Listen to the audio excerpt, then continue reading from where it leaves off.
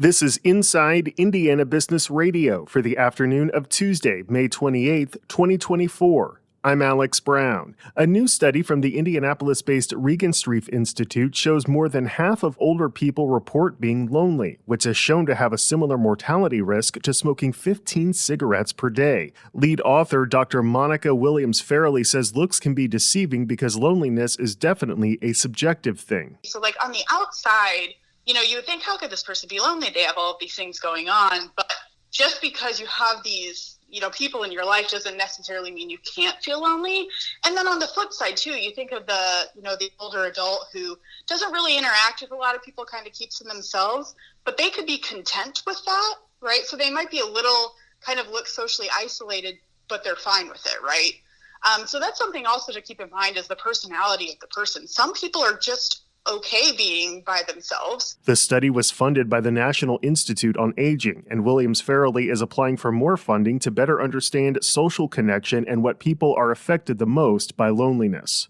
Elanco Animal Health says it expects to launch a product in the third quarter that reduces methane emissions in lactating dairy cattle. The Greenfield-based company said the FDA has completed its review of Bovaer, a methane-reducing feed ingredient, and determined the product meets safety and efficacy requirements. Elanco has called Bovaer a potential blockbuster, meaning it could ring up annual sales of at least $100 million.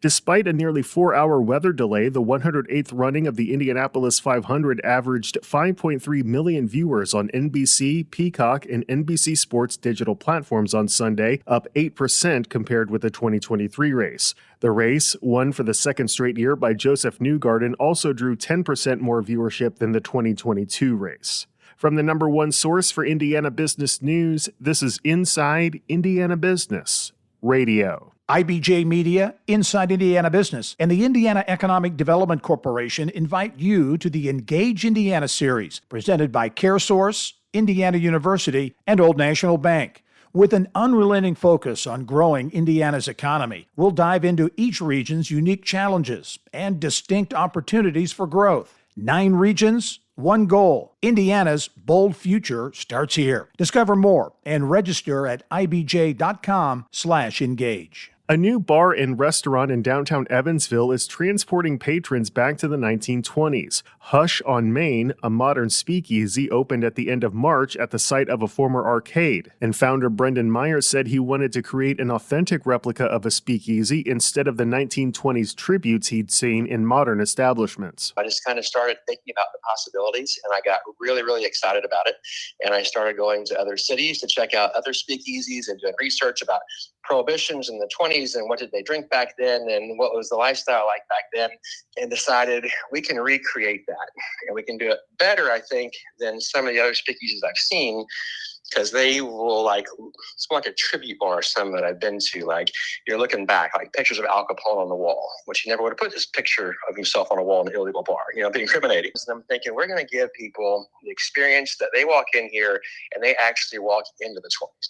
Word-of-mouth publicity from social media, plus a series of soft openings leading up to the grand opening in March, helped market the speakeasy. Meyer continues to use social media to post pictures of guests and highlight downtown Evansville events, and he also plans to incorporate passwords for entry to special events. Indiana spent roughly $439 million on its voucher program for the 2023-24 school year as enrollment in private schools hit a record high, a surge driven in large part by students from wealthy families. The figure represents a $127 million increase from the $311 million the state spent on its voucher program last year, according to the Choice Scholarship Program annual report released Friday. The number of participating students last year increased by approximately 32% over the previous year. Additionally, the number of voucher students from households making more than $150,000 soared after lawmakers last year abolished most requirements for participation and raised income eligibility to 400%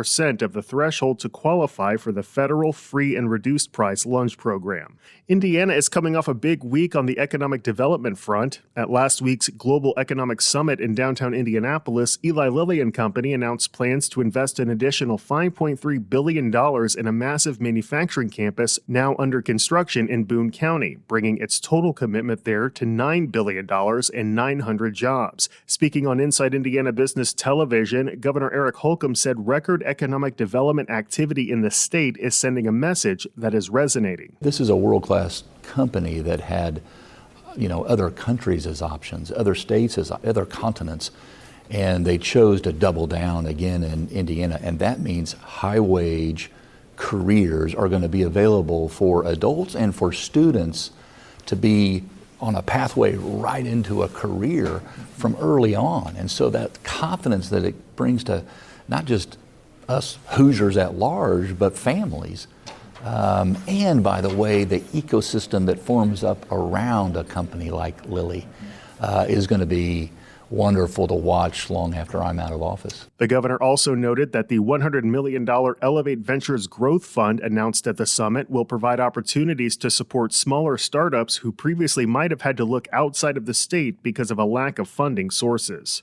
Entropy Economics President Brett Swanson is this week's guest on the Business and Beyond podcast with Gary Dick, presented by PNC, a weekly conversation with high-profile Hoosiers in business, sports and entertainment, and beyond. Available now from your favorite podcast provider.